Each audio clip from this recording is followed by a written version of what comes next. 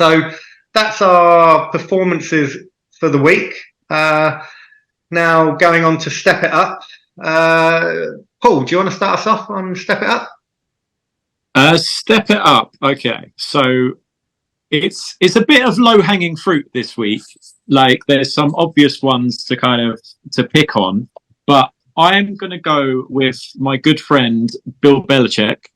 And I don't know, in terms of, like, do I call him the coach or the general manager or both? I think on both counts you could get Bill Belichick this week, because he had his worst loss ever last week, and he followed it up with his second worst loss ever this week.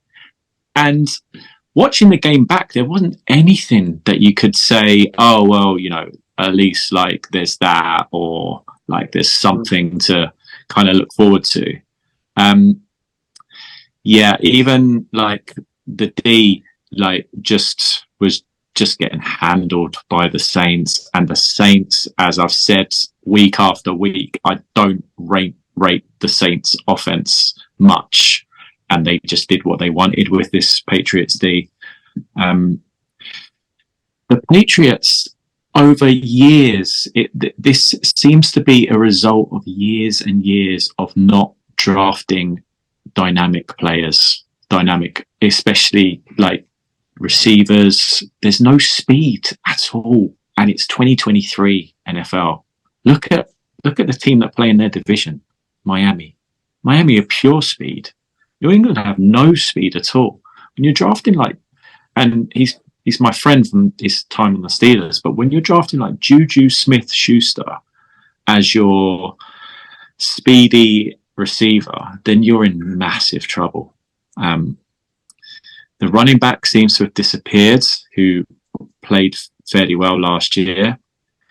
I don't know what the Patriots are going to do between now and the end of this year, because they should win games. Huh? Tank for Caleb Williams. But that's not who they are. Thinking that right now. But they might be tanking for Caleb Williams just by default in terms of they're in a very, very tough division. They're in the AFC. Their schedule is brutal, and they've got no talent. So they want to play hard. It's in their DNA not to lose games, like just give up on games. But I don't know. I just don't see how they're going to win more than 4 or 5 games this year. The roster that's been neglected, isn't it? In some way, like there's no thought gone into it. It looks from my point of view. Yeah, I mean, for sure. Devontae Parker, no speed at all. Kendrick Bourne, no speed at all. Okay, they've got speed, but not 2023 NFL level. Like you're not game planning. You're not like, oh damn, we're playing the Patriots. Like we're going to have to worry about this guy or this guy. Yeah. Like they just line up. They're very, very awesome. And Bill O'Brien is a good offensive coach, and I mean, he's not like Mike McDaniel or Kyle Shanahan kind of level, but he can still make the most of weapons. We remember what DeAndre Hopkins was when he was on the Texans with Bill O'Brien drawing up plays, and Deshaun Watson. Like he's got not much to work with here in New England. And yeah, I think it's years and years of neglect of drafting dynamic offensive players, and now we're starting to see it. And Belichick won't say a word in the media. He'll just shut it down totally. And if I'm a Patriots fan, then I'm hoping that they'll tank for Caleb Williams. But if I'm Caleb Williams, do I want to go to New England with no speed and no talent, and how they neglect the offensive side of the ball? I don't know. Would you do a Caleb Williams? Would you want to go from sunny LA to Foxborough, Massachusetts? I look at New England and I just think and maybe it's just caught in the moment, but I think maybe Bill Belichick's time has come and gone, which is quite harsh. As a head coach / GM in a way, I still think he could put probably the best defensive team out as a DC. He wouldn't want to become a defensive coordinator, but if he was, I still think he would make a nasty defense for someone. He reminds me a bit, if you look at like a football analogy, a little bit like Mourinho, like when he was at Porto and at Chelsea, really successful with that style of play, but you've got to evolve with the times. And now it's the in style of players like your Shanahans, like your McDaniels, where it's speed, like you said, thinking of these creative play calls. As a rule, it seems most coaches are now offensive-minded coaches because the offense now wins you. Well, they're trying to make it where the offense wins you championships. It's not like in the early 2000s when the Ravens defense would win you a championship, or whenever the Denver Broncos won. I think that was around 2009 or something. I'm not sure, maybe a bit, 2012 or 13, wasn't it? But yeah, it's not like that anymore. There's a lot wrong in New England. Cool. Sorry, Jay, do you have anything to add to that? Just that they need to make a GM change in New England. New ideas. I think Belichick is still a great coach. He's not going to look like a great coach with this roster that he's built. As I've said in previous weeks, Bill Belichick, the head coach, needs to ring Robert Kraft and say, fire Bill Belichick, the GM. There you go. You heard it here first. Step it up. Thanks for that, Paul. I'll go with my one now. My first one, I've gone with the Baltimore Ravens offense. I've been thinking this quietly for a few weeks now, and I just took it for, it's just one game, and then it's just 2 games, and now it's been 3 games where they're not playing as I would expect a Harbaugh team to play. And what I mean by that, it's very messy. How many drops? There were like Flowers made a drop at the weekend, and he was just laughing, smiling. And I'm like, I don't know if I would react that way if I just dropped the ball. I'd be beating myself up. Lots of mistakes where Lamar's throwing picks, fumbles. It's just messy. Something's really disjointed there. And they had last weekend? 1 interception, 2 lost fumbles. There were drop passes throughout the game. And yeah, they just look lethargic. And they've looked like it for weeks now. It's not just one game. And I don't know why. Like I said, it's the last thing I expect from a Harbaugh coach team. But something needs to change because we've been singing Lamar Jackson's praise for quite a long time. And he's done okay. But again, he's still not done enough, really. Again, it's not just him, obviously, but yeah, for me, the whole Ravens offense needs to start stepping it up, and yeah, start providing, because it wasn't good enough against Pittsburgh. Admittedly, Pittsburgh played well, divisional game against probably the biggest rivalry in football. Them one of 2 or 3 biggest rivalries in football. But yeah, either of you got anything to add to that? Or so what I'd say about the Ravens is we've just finished talking about New England and their receivers, or lack of playmaking ability at the receiver position, and it hurts you in 2023. I don't put all of this loss on Lamar Jackson. I put it, like you said, on how much money are they paying Odell Beckham, and where was he for the whole game? He was there when Joey Porter Jr. had the pick in the end zone. It wasn't Beckham's fault, but because the ball placement was off. But they're paying Beckham a lot of money, and have we seen him through? Didn't he leave the game early? I thought he got injured, Beckham. He keeps getting injured. Yeah, that's the problem. Yeah, But can he play through the? You're not going to question his attitude, but there are certain players that miss plays and miss games. He's got his money, hasn't he? He sat out for a long time now. He's been paid, and that Rashad Bateman dropped. Did you see the drop from Bateman in the? It was shot. It was a shocker. It was as simple a catch as you're ever going to see. That's a former first-round pick at receiver. That's what the Ravens are dealing with. They've been trying to draft. They're trying to transition from Greg Roman and just we're going to run it all day long. They're trying to transition into this mixed offense, and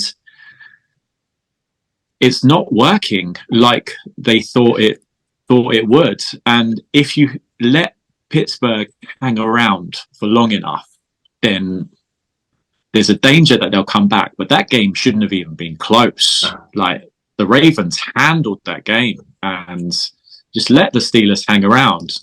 Had a block punt for a safety. How many mistakes did the Ravens make let's think about how much the Ravens are going to rue this when we're in December, January. They were going to, if they'd beaten the Steelers, they were going to have beaten every team in the AFC North on the road and would have been 2 games clear at the top of the division. Now they should be 5-0. And they're 3-2, and they're not even top of the division.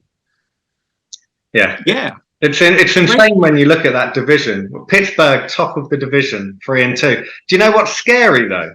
Is the fact that I feel like all I've been thinking every week is how bad the Bengals are, and they're only 1 game behind being divisional leaders. Yeah, the Ravens missed a big opportunity. Suddenly their quarterback can throw again, the Bengals. How scary are the Bengals? So that's a tight division. That it's going to be good fun to watch because you could put an argument. All 4 of them teams could win that division. If Deshaun Watson comes back anyway, then you could include Cleveland. But all 4 of them are in with a shout. Yep. But yeah, cool. So Jay, what about your first step it up for week 4, 5? Well, funnily enough, and I'll keep this short, it was the Ravens offense. I'll just add a few points. I think that there was 4 dropped touchdowns in that game. I mean, did you see the Aguilar one? The Aguilar one is a walk-in touchdown. Yeah. Mark Andrews had one. In that final few minutes, Lamar play action down to Zay Flowers, doesn't get his feet right and falls over. That's probably going to be a walk-in touchdown for 80 yards. Yeah. So I definitely put the weight of this on the receivers. Yeah. But I do there's still a few things with Lamar that I will say. So the interception, it was a bad throw. We know the placement wasn't there. I don't really think that was a great call considering the sort of circumstances. Your offense has struggled, and that's what you're dialing up. Just a jump ball. I don't know about that. Maybe just run it and take the 3 if you have to. I think that they've gone too far away from Lamar's identity. Lamar is, for me, a very good thrower, bordering elite thrower. But he's an elite runner. And I'm not saying that they've gone from one extreme to the other. You're running too much, and so you're getting injured and not finishing the season. But now you're just passing too much, and you're not using your legs as much as we'd like to. There needs to be somewhere in the middle where we can say, look, use your legs, but just avoid contact the way that Rodgers in his prime did, the way that Mahomes does, the way that Wilson back in his day did. They all used their legs, but they just said, I'm going to give myself up. There's nothing wrong with that. Yep. I think that they need to get back to that to some degree. I mean, I'm not saying that, if those receivers catch the ball, this is a blowout, end of, and we're not talking about this. But I just feel like don't take too much away from Lamar. Now, this is going to be a difficult one. And this might sound hypercritical, but on these fumbles, and there's been a lot of them, this is the kind of difference where I think Lamar is an elite quarterback in the range of maybe 5 to 8, maybe somewhere around that. But this is the difference between being an elite quarterback and being the best quarterback in Patrick Mahomes, because Lamar just doesn't feel the rush. Like, he doesn't have that sense of urgency in those moments the way that Mahomes does. I mean, some of the plays that Mahomes made in the Vikings game, there was one in particular where the pocket's collapsing and he can't see behind him. He can't see it, but he knows it's there. So he takes off and he's running, and I'm thinking, oh, well, he's going to get the first down here. He's not even thinking like just one way. He's like, wait, I know the play. I know that Kelsey's to my left. I'm going to take a quick look. Bang, throws it to Kelsey, who's open, and they get an extra 10 yards. And that's kind of the gap at the moment, I think, for Lamar. Mm. And I'm not saying that he's going to get there. And I'm not saying that that makes him a bad player. But that is the difference. That's the gap. Like, from being sort of between 5 and 8 to number 1, you've got to be able to anticipate those situations. And I know it was loud in there, but even more so, that means that you really have to be on it to sort of say, well, it's TJ Watt, it's Alex Highsmith. Am I really going to have 4 seconds here? So yeah. I don't know if you can. I don't know if you can teach that. It's not necessarily a criticism, but it is what it is. You're an elite player, but if you want to be the very best, you've got to clean up these fumbles some way, somehow. On the Mahomes comment, there was another play he made as well that sort of defied physics, where I can't remember who it was, but he came around and was about to get him on his blind side. And he didn't even bring his arm all the way back to make the throw. It must have been about a 15, 20-yard pass. He literally brought it halfway back because he didn't have time to go all the way back and throw it. But that's why I was like, that defies the laws of physics. He brought it like halfway back, and it still just beamed straight through to the receiver, and they made the first down. It was, what he does with the football is incredible.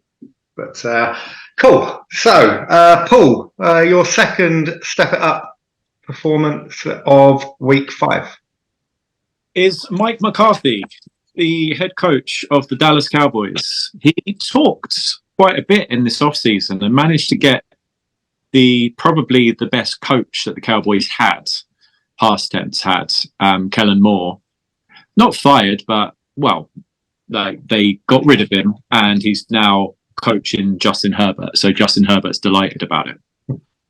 Mike McCarthy,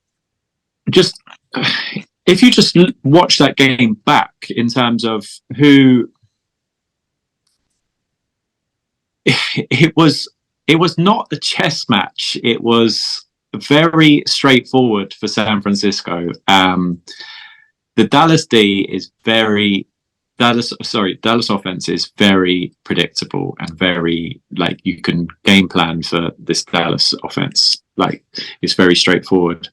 Dak Prescott, we have said, is not the greatest in the big moments, but he does need some help, and he does need some help in terms of scheme and in terms of like drawing up some plays. They've got some talent, Dallas, but you've got to the stark comparison going up against probably one or if not the best coached team was very dramatic. Watching how Dallas are coached up and how San Francisco are coached up on both sides of the ball, San Francisco, but Dallas, it would be their offense. I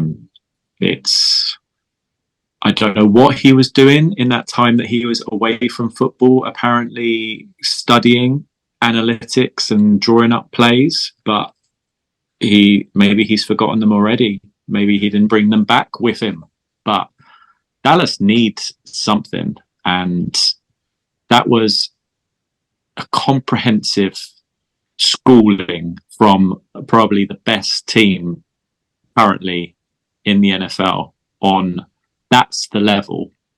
And Dallas are not that level in terms of talent, but you've at least got to put your players in the best possible position to succeed. And I don't think that Mike McCarthy is doing that as a play caller. So he needs to, like we were saying with Bill Belichick, maybe remove himself for the good of the team from play calling duties if Dallas are going to reach their potential. But I don't think he will, because of his ego and because of the way that this team are run from Jerry Jones. Jerry Jones chose Mike McCarthy. Apparently he chose Mike McCarthy just purely based on the fact that Green Bay always used to beat the Cowboys in the playoffs. And I don't think it was Green Bay. It was Mike McCarthy that beat the Cowboys in the playoffs. I think I could be wrong, but I'm sure I'm not. It was Aaron Rodgers who beat the Cowboys in the playoffs, not Mike McCarthy's supposed genius play calling. Mm-hmm. So, yeah, I feel it's hard for me to say because I've never felt this before. But do I feel sorry for Dallas? Nah. No, I don't feel sorry for Dallas, but they're not giving the best that they could. Their head coach is a trash play caller, and he just needs to remove himself from the situation for the good of the team. Nice one. Yeah, agree with everything you said there. My second step it up is from a player I've never really rated. I know both of you like him a little bit more than I do.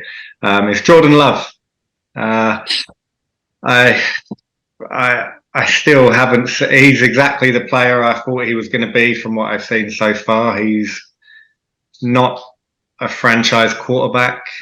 We're now 5 weeks into the season. Started off not too bad, but nothing special. But the problem is, teams starting to get tape on Mr. Love now.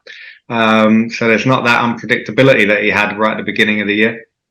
And this was Green Bay against Las Vegas. The Raiders haven't looked good at all in the last few weeks. Green Bay made them look considerably better than what they've looked over the last few weeks. He was 16 of 30. Threw for 182 yards and 3 interceptions with no passing touchdowns. Had a 32 rating and a 13 QBR. That's 1-3 QBR. That's not good enough, I'm afraid. Obviously, he's going to have time. He's going to probably have most of this year, if not all of the year, to turn it around. I wish him nothing but the best, but I don't see anything that's making me suggest he's going to turn it around. I really don't see anything there that is going to make me think he should be a starting quarterback. I think I would rather have Minshew starting at quarterback than Jordan Love. So that's my second step it up of the week. Don't know if either of you have anything to add to that. If not, well, my step it up is another joint award, and it is Jordan Love, and it is Matt LaFleur. Yep. So I do think it's a little bit harsh to judge Jordan Love that way in this situation. I'll go into the game, but I don't think we'd be saying this about Jordan Love if he was in San Francisco, and I don't think we would be applauding Brock Purdy the way that we're applauding Brock Purdy if he was in Green Bay, because the supporting cast matters, the scheme matters. And I look at this Packers roster and I say, who's good here? You know, who are you taking on your team from that roster today? Jair Alexander? Yep. Bakhtiari when he is healthy. Which is I would. Yeah.